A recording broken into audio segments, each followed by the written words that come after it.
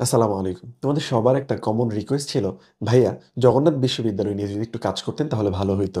বিশেষ করে জগন্নাথ বিশ্ববিদ্যালয়ে রিটেন নিয়ে যদি কিছু কথা বলতেন তাহলে ভালো হইতো। কারণ রিটেনটা প্রায় ৬ বছর পর আসছে, ১৮ সালে লাস্ট ছিল। আবার রিটেনেই সবচাইতে বেশি মার্ক।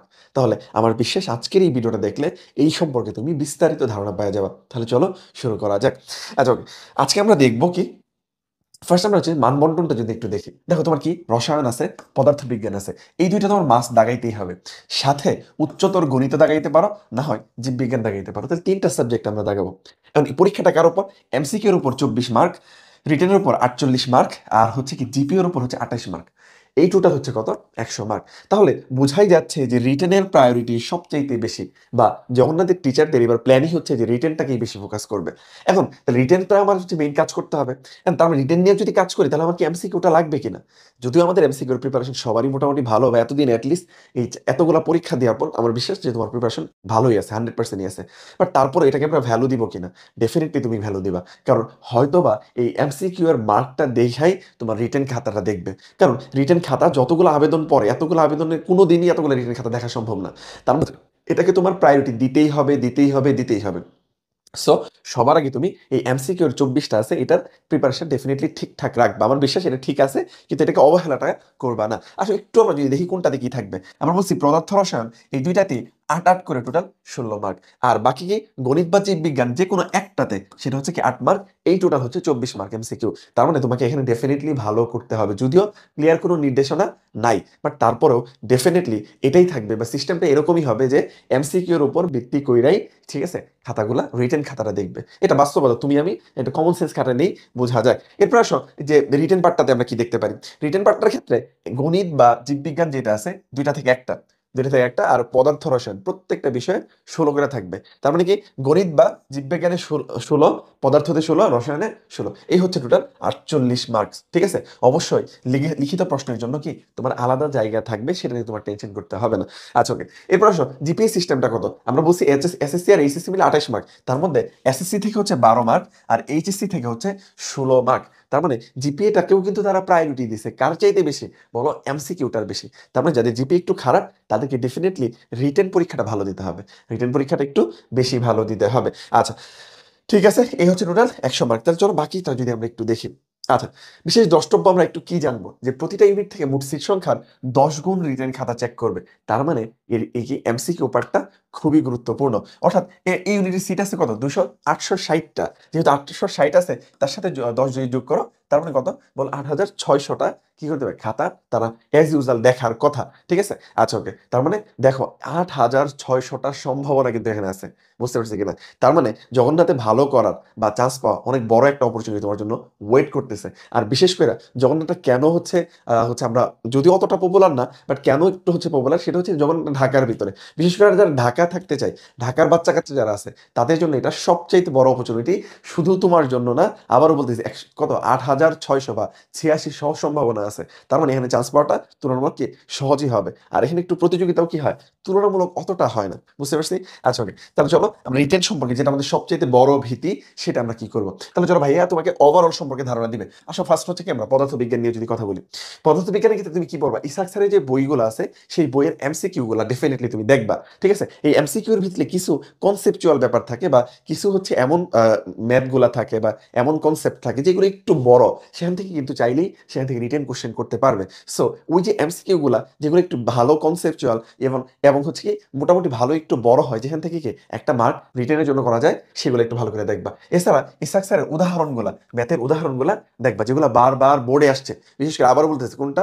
বোর্ডেরটা। ইভেন ওই অনুশীলনী থেকে বোর্ড যেটা আসে সেটা ভালো করে দেখবা, এবং বিভিন্ন ভার্সিটির ভর্তি পরীক্ষায় আসা যে ম্যাথগুলো আছে সেটা দেখবা। কই ম্যাথ আছে। আমি সবসময় একটা কথা বলি, জগন্নাথের রিটেন প্যাটার্ন যাই হোক না কেন, যদিও আমরা কি পুরোপুরি অবগত না, কিন্তু তারা যে ঢাবিকে হচ্ছে ফলো করবে এটার মধ্যে কোনো সন্দেহ নাই। ঠিক আছে? অ্যাটলিস্ট 90% প্লাস, ঠিক আছে, প্রশ্ন ডাবি প্যাটার্নেই হবে।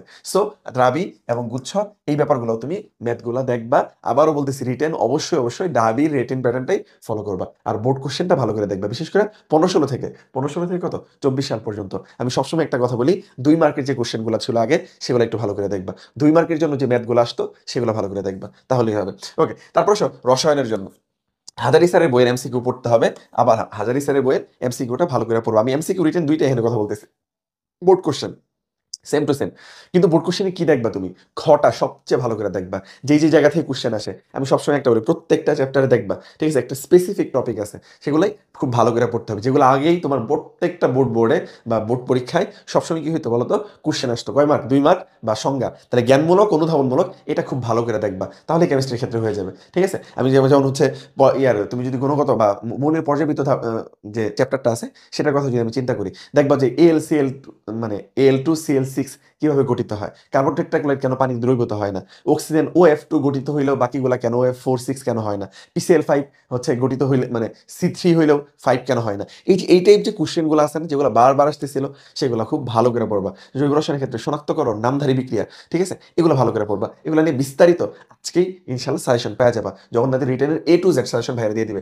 ওকে, এরপরে কি কোশ্চেন ঢাবি কোশ্চেন ব্যাংকটা ভালো করে ফলো করবা। টেস্ট পেপারের রিটেন পার্টটা টপিকগুলো ভালো করে দেখবে, বিশেষ করে অনুধাবন আর কগুলো, আর যেগুলো খুবই রিটেন মানে বারবার রিটেন আসতো, ঠিক আছে, খুব মোটামুটি ছোট, সেগুলো একটু ভালো করে দেখবা। এরপর জীববিজ্ঞানের জন্য আবুল হাসান স্যার, কাজী আজমল স্যারের বইয়ের বিভিন্ন বৈজ্ঞানিক নাম, শ্রেণীবিন্যাস, ছক খুব ভালো করে বলে। আবার বৈজ্ঞানিক নাম, কোন চ্যাপ্টারের বৈজ্ঞানিক নাম, প্রাণীর বিভিন্নতা শ্রেণীবিন্যাসের যে বৈজ্ঞানিক নামগুলো আছে, সেগুলো ভালো করে পড়বা। কোশ্চেন আসলে আবারও বলতেছি, প্রাণীর বিভিন্নতা শ্রেণীবিন্যাসের বৈজ্ঞানিক নামগুলো থেকে আসা সম্ভাবনা সবচাইতে বেশি। শ্রেণীবিন্যাসের ছক পড়বা, ঠিক আছে, শ্রেণীবিন্যাসটা পড়বা, ছক পড়বা, পার্থক্যগুলো পড়বা, বিভিন্ন ধাপ, বৈশিষ্ট্য গুরুত্বপূর্ণ। বায়োলজির ক্ষেত্রে সবচেয়ে গুরুত্বপূর্ণ হচ্ছে বৈশিষ্ট্য, পার্থক্য, ছক।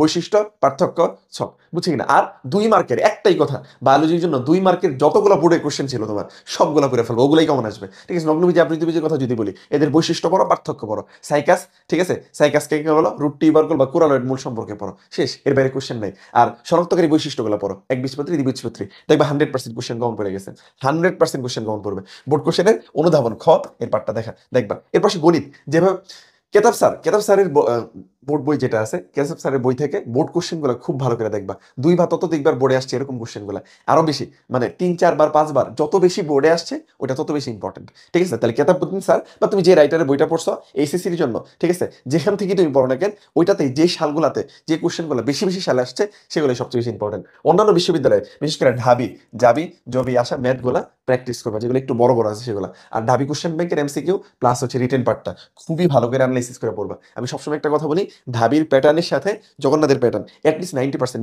মিলবে। ঠিক আছে, আমার বিশ্বাস ওভারঅল একটা তুমি ধারণা পাইছো। আর প্রত্যেকটার সাজেশন ভিডিও ইনশাল্লাহ আমি খুব দ্রুতই নিয়ে আসবো। আচ্ছা, এখন তোমরা জানো কিনা যে হচ্ছে আমাদের ডেন্টাল প্লাস হচ্ছে চবি বা চট্টগ্রাম বিশ্ববিদ্যালয়ে যে একটা ফ্রি কোর্স আছে, সম্পূর্ণ ফ্রি, যেটা ডেসক্রিপশনে লিঙ্ক দেওয়া আছে, ওটা তুমি অ্যাড হয়ে যাও। ওইখানে আমরা মডেল টেস্ট নিচ্ছি, ডেন্টালের জন্য 10টা, চট্টগ্রাম বিশ্ববিদ্যালয়ের জন্য 10টা, সাথে তোমাদের যতগুলা ক্লাস লাগবে, ইভেন শর্ট সিলেবাসের বাইরের যে পার্টটা, যেটা তোমাদের ভীতি আছে, সেই ভীতিটা সুন্দরভাবে আমরা কাটাই দেবো। আর আমাদের ক্লাস আর এক্সামের মান কতটা ভালো, সেটা তুমি যুক্ত হইলে বুঝতে পারবা। ঠিক আছে, সেখানে অলরেডি প্রায় 6,000-এর মতো স্টুডেন্ট যুক্ত হয়ে আছে। তার মানে বুঝতেই পারতেছো বাংলাদেশে এত মানুষ, ঠিক আছে, আর কোথাও যুক্ত আছে কিনা সন্দেহ। সো তুমি কেন মিস করো সুযোগটা?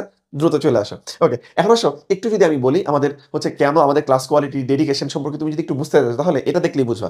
জাহাঙ্গীরনগর বিশ্ববিদ্যালয়ে আমরা লাস্ট কাজ করছি, আমাদের সাফল্য যদিও বিগত বছরগুলোতেও আছে। লাস্ট ইয়ারে 310টা সিটের বিপরীতে 150+ চান্স পাইছে, যেখানে 3টা শিফটের 3টা প্রথম জেনুইন আমার। তুমি যদি 1 থেকে 10 পর্যন্ত দেখি, মিনিমাম 30 জন হবে যারা হচ্ছে কি ব্রাদার্স সাজেশনের স্টুডেন্ট, ইভেন টপ 10 এর ভিতরে আছে। সো বুঝতেই পারতেছো কিরকম ধামাকা রেজাল্ট। এখন এটা রিজন একটাই, ব্রাদার্স সাজেশন ডেডিকেশন, পরিশ্রম এবং সুন্দরভাবে গুছায় ক্লাসগুলো নিয়ে থাকে এবং প্রশ্নগুলো অ্যানালাইসিস করে পড়ায়, যেটা ধারাবাহিকতায় এবছর আমরা আরেকটা কোর্স নিয়ে আসছি, শুধুমাত্র একটা কোর্স, সেটা হচ্ছে জিএসটি প্লাস এগ্রিস্টার 5.0। আর আমাদের বাকি যতগুলা টপিক আছে, যতগুলা ভার্সিটি আছে, যতগুলো এক্সাম আছে, সব তোমাদের জন্য ফ্রি থাকবে। আমি আবারও বলছি, প্রায় 6,000 স্টুডেন্ট ভর্তি হয়ে আছে, মানে যুক্ত হয়ে গেছে আমাদের প্রাইভেট গ্রুপটাতে। আচ্ছা, এই কোর্সটাতে আমরা সবাই আছি। বিস্তারিত জানতে চাইলে উপরে ডেসক্রিপশন আছে, সেখান থেকে দেখে নিবা। বাট আমাদের কোর্স ফি হচ্ছে কি 500 টাকা ছাড়ে 1,699 টাকা। তো যারা মনে করো যে না ব্রাদার্স সাজেশনের সাথে কাজ করবা, তুমি হচ্ছে প্ল্যাটফর্মের চাকচিক্য না দেখা তুমি কোথায় ভালো পড়া বুঝতেছো, কোথায় তোমাকে ডেডিকেশন দিয়ে পড়াচ্ছে, সেটা তুমি খেয়াল করো, তাহলে তুমি বুঝতে পারবা। আমার বিশ্বাস ব্রাদার্স সাজেশনের মতো ডেডিকেশন, ব্রাদার্স সাজেশনের মতো কোয়ালিটিফুল ক্লাস, ঠিক আছে, এবং ব্রাদার্স সাজেশনের সময় মতো পরিশ্রমী বা অ্যানালাইসিস কইরা তোমাকে পড়াবে, এরকম প্ল্যাটফর্ম বাংলাদেশে খুব কমই আছে। সো যদি ট্রাস্টেবল মনে হয়, তাহলে ভর্তি হইতে পারো। ভর্তি হইতে নক করো ব্রাদার্স সাজেশন ফেসবুক পেজে।